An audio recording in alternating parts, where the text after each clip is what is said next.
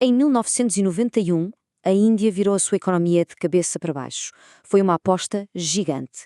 Mas quem é que paga a conta quando um país inteiro muda de rumo? É isso que vamos descobrir hoje, ao ouvir as vozes das mulheres, as trabalhadoras de Mumbai, que viram as suas vidas serem transformadas. Para sempre.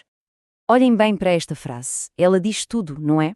No fundo, por trás de toda a conversa sobre gráficos económicos e grandes decisões políticas, o que as pessoas realmente querem é isto: segurança. E é com este olhar, focado no humano, que vamos perceber o que realmente aconteceu. Ok, então, para percebermos o impacto na vida das pessoas, nas casas e nas fábricas de Mumbai, primeiro temos que dar um passo atrás, olhar para o quadro geral. O que é que levou a Índia a esta encruzilhada, a esta mudança tão drástica?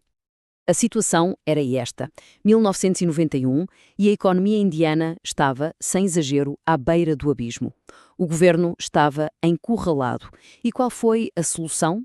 Uma medida radical: abandonar décadas de uma economia fechada e protegida e escancarar as portas ao mercado global. Uma jogada de tudo ou nada que ia, literalmente, mudar a face do país. E a mudança foi total.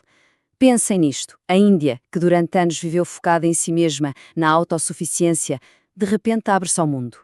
Com o empurrão de um empréstimo do Banco Mundial, as barreiras caíram e o investimento estrangeiro entrou. Era, sem dúvida, uma aposta de altíssimo risco. Ninguém sabia muito bem o que ia acontecer. E se houve um lugar onde o terremoto desta mudança foi sentido com mais força, esse lugar foi Mumbai, o verdadeiro coração industrial e financeiro da Índia.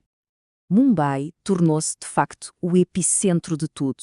A cidade era como um laboratório a céu aberto. De um lado, a promessa de uma nova prosperidade, do outro, o risco real de uma fratura social. E tudo a acontecer ali, à vista de todos, em tempo real. Mas o impacto não foi igual para todos. Longe disso. Foi, na verdade, brutalmente desigual. Vejam só. A indústria dos plásticos, que sempre viveu protegida, foi praticamente dizimada pela concorrência asiática muito mais barata. Já a indústria de diamantes, virada para a exportação, essa explodiu. Mas atenção, mesmo aqui, neste setor de sucesso, o crescimento veio com um preço: mais instabilidade e insegurança para quem trabalhava. Mas chega de falar de indústrias e políticas macroeconómicas. Vamos ao que interessa: as pessoas. Vamos entrar agora sim nas suas casas, nos seus locais de trabalho, para sentir na pele como é que esta verdadeira tempestade económica abalou o dia-a-dia das mulheres de Mumbai. E para entendermos estas histórias, temos de conhecer um lugar, um conceito, o Chals. É aqui que tudo acontece. São estes edifícios superlotados, onde dezenas de famílias partilham corredores, cozinhas, casas de banho. Era aqui que se vivia, se trabalhava e, acima de tudo, se lutava para sobreviver. Esta citação é incrível porque nos mostra um micro-universo, uma economia familiar com regras muito claras. O salário do marido servia para o básico, o trigo e o arroz. Já o dinheiro que a mulher ganhava a trabalhar em casa comprava os legumes, os temperos, uma sala. Era um equilíbrio delicado, onde cada rúpia tinha o seu lugar. Um equilíbrio que estava prestes a ser completamente destruído. Porque de repente os preços sobem, os apoios do Estado desaparecem e aquele equilíbrio, desmorona-se. Se olharmos para o orçamento de uma família, a pressão é visível.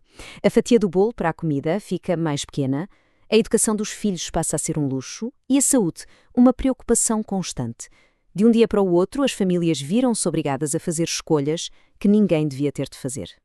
E isto não é só uma impressão, é um facto. Olhem para estes números. Em apenas 5 anos, o dinheiro que o Estado gastava em medicamentos nos centros de saúde públicos foi cortado quase pela metade. Imaginem o que isto significa. Para as famílias, a escolha tornou-se terrivelmente simples. Ou se paga, e bem, por um médico privado, ou não se trata a doença. Mas e então, se o Estado recua, quem é que avança?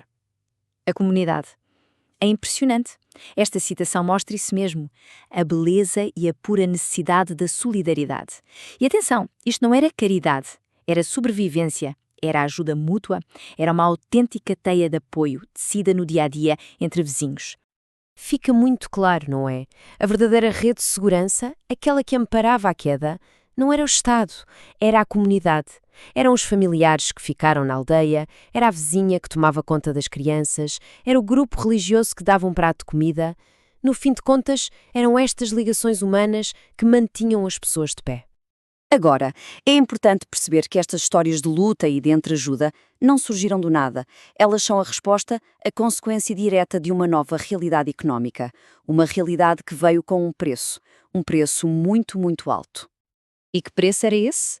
Bem, esta frase diz muito. Se o patrão se quer sentir o cheiro da palavra sindicato, ele fecha tudo e desaparece.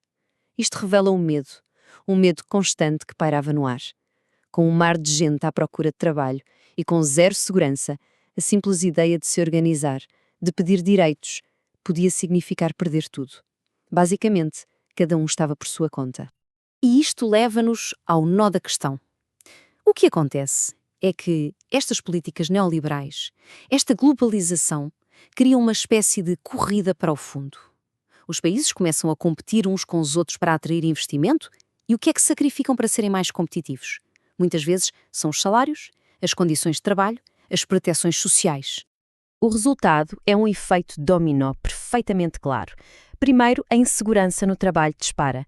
Depois, o Estado retira os seus apoios.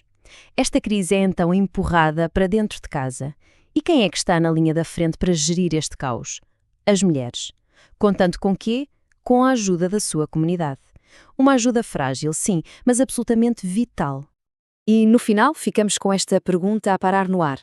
A história destas mulheres de Mumbai ensina-nos uma coisa poderosa. Quando a economia de um país é redesenhada de cima para baixo, a verdadeira rede de segurança acaba por ser tecida de baixo para cima, com os fios frágeis mas resistentes da comunidade e da família. E esta é uma lição dos anos 90 que, se pensarmos bem, talvez nunca tenha sido tão relevante como é hoje.